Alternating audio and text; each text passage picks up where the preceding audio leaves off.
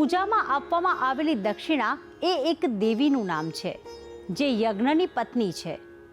તેથી દક્ષિણા વિના કોઈ પણ યજ્ઞ ક્યારે પૂરો થઈ શકતો નથી.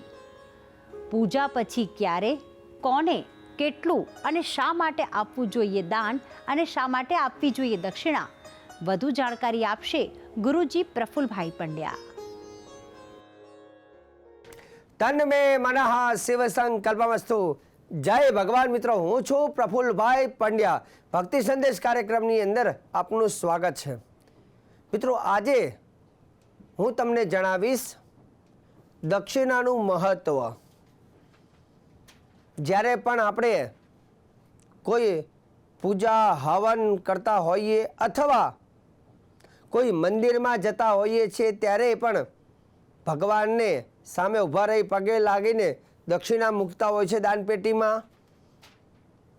તો શાસ્ત્રમાં દક્ષિણાનું શું છે મહત્વ? દક્ષિણા ક્યારે આપવી જોઈએ? દક્ષિણા પૂજા બાદ ન આપવાથી શું થાય? સંપૂર્ણ જાણકારી આજના કાર્યક્રમમાં તમને જણાવીશ. મિત્રો, પહેલાં તો આપણે જાણીએ દક્ષિણા શબ્દ જે છે, શબ્દ એને બહુ મહત્વનો છે. કથા પૂજા હવન કરતા હોય ત્યારે હંમેશા ત્યાં ભૂદેવ કહે છે કે યજમાન શ્રી ભગવાન કો દક્ષિણા પ્રદાન કીજીએ, આવું કહેતા હોય એટલે આપણે દક્ષિણા મૂકીએ છીએ. કેમ એવું નથી કહેતા કે યજમાન શ્રી તમે ત્યાં પૈસા મૂકો, પેમેન્ટ મૂકો? દક્ષિણા કેમ બોલે છે એનું કારણ પણ તમને જણાવું છું.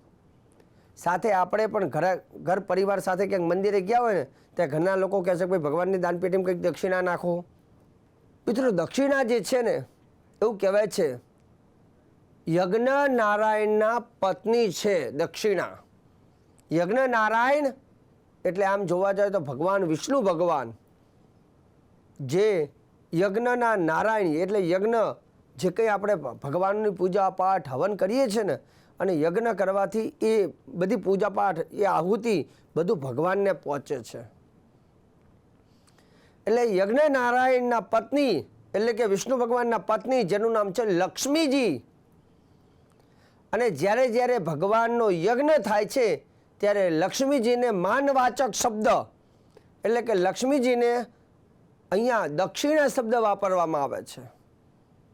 જ્યાં જ્યાં ભગવાનની પૂજા થાય, કોઈ પણ ભગવાનની, ત્યારે લક્ષ્મીજીને ભક્તો અને તમામ લોકો દક્ષિણા કહીને બોલાવે છે. અને એ દક્ષિણા શબ્દથી લક્ષ્મીજીને બહુ જ આનંદ થાય છે. જેમ કે આપણે કોઈ વ્યક્તિનું નામ હોય અને એની આગળ આપણે કહીએ શ્રીમાન, શ્રીમાન લખીએ, કંકોત્રી હોય તો આપણે લખીએ ભાઈ શ્રી આ ભાઈ અથવા શ્રીમાન અથવા શ્રીમતી, એટલે માણસને કેવું ગમે, એને માનવાચક શબ્દ છે. એમ લક્ષ્મીજીને જ્યારે કોઈ દક્ષિણા બોલે પૂજામાં ત્યારે ગમે છે. પણ કોઈ પૂજામાં જ્યારે પૈસા બોલે, પેમેન્ટ બોલે એટલે લક્ષ્મીજીને એ ગમતું નથી. તમે કોઈ કથા હવન કોઈ પંડિતજી તમારા ઘરે કરવા આવ્યા પછી તમે કહો મહારાજ કેટલું પેમેન્ટ આપવું, આવું કહો ને તો તમે બોલી ગયા. મહારાજ કદાચ એ સમયે કદાચ તમને જવાબે ના આપ્યો હોય, પરંતુ એ દરમિયાન તમે લક્ષ્મીજીનું તો અપમાન કરી રહ્યા છો, યજ્ઞ નારાયણનું અપમાન કરી રહ્યા છો, દેવતાઓનું અપમાન કરી રહ્યા છો. કેમ કે ત્યાં આપણે પેમેન્ટ શબ્દ કે પૈસા શબ્દ ના બોલાય, ત્યાં દક્ષિણા શબ્દ બોલાય કે હે ભૂદેવ કેટલી દાન દક્ષિણા આપવું, દક્ષિણા શબ્દ બોલવો.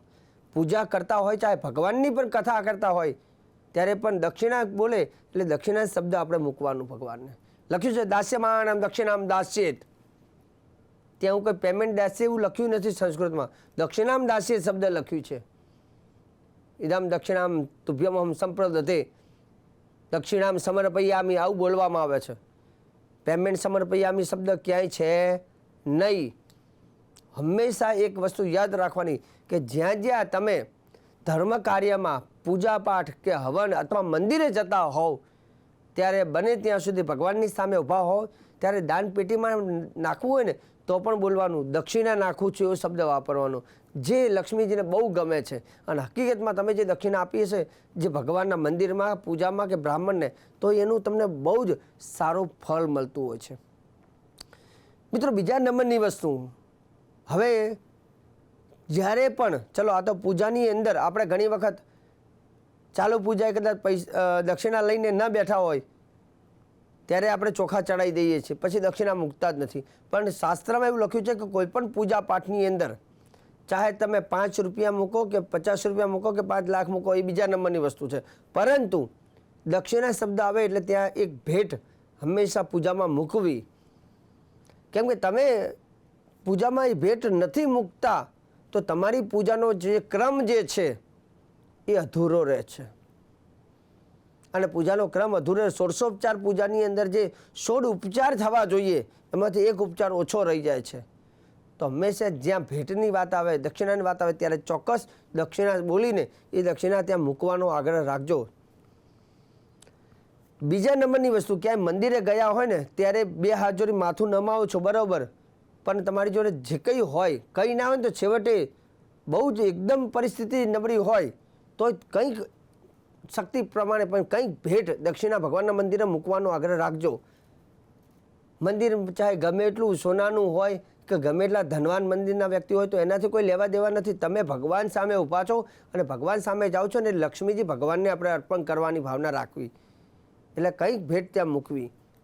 બીજા નંબરની વસ્તુ, હવે રહી વાત કોઈ પૂજાપાઠ દાન દક્ષિણા, જ્યારે બ્રાહ્મણને ત્યાં આપણે પૂજાપાઠ કરાવીએ અથવા પૂજા કર્યા બાદ દક્ષિણા ક્યારે બ્રાહ્મણને આપવી જોઈએ તો શાસ્ત્રનું પ્રમાણ પણ છે.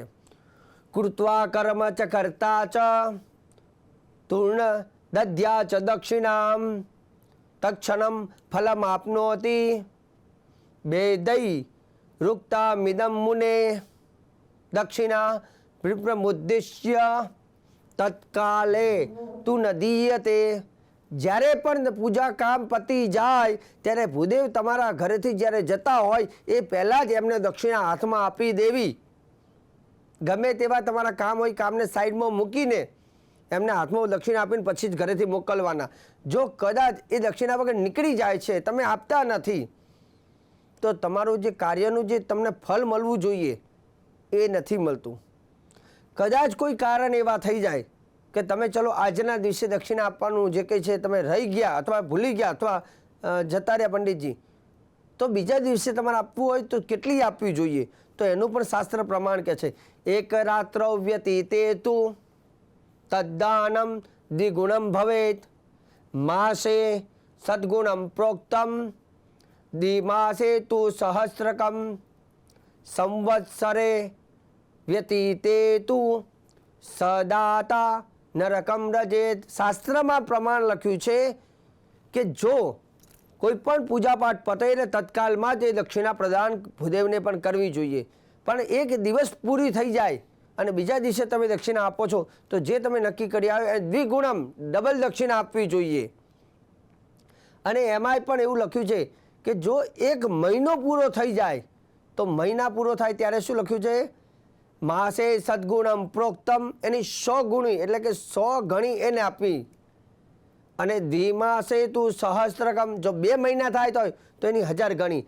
અને 1 વર્ષ પૂરું થાય ને તો સમજવાનું કે તમે ચાહે ગમે એટલું પૈસા આપો પણ એ પૈસાનો કોઈ મૂલ્ય રહેતો નથી. અને વર્ષ પૂરું થાય તો એ જે દેવતાઓનો તમે પૂજા કરી છે અને લક્ષ્મીજી વગર એટલે કે દક્ષિણા આપ્યા વગર તો લક્ષ્મીજીનું અને તે દેવનું અપમાન થાય છે ને એ દેવ તમારાથી નારાજ બને છે. ને એવું લખ્યું છે નરકમ રજે, તે વ્યક્તિ નરકમાં જાય છે.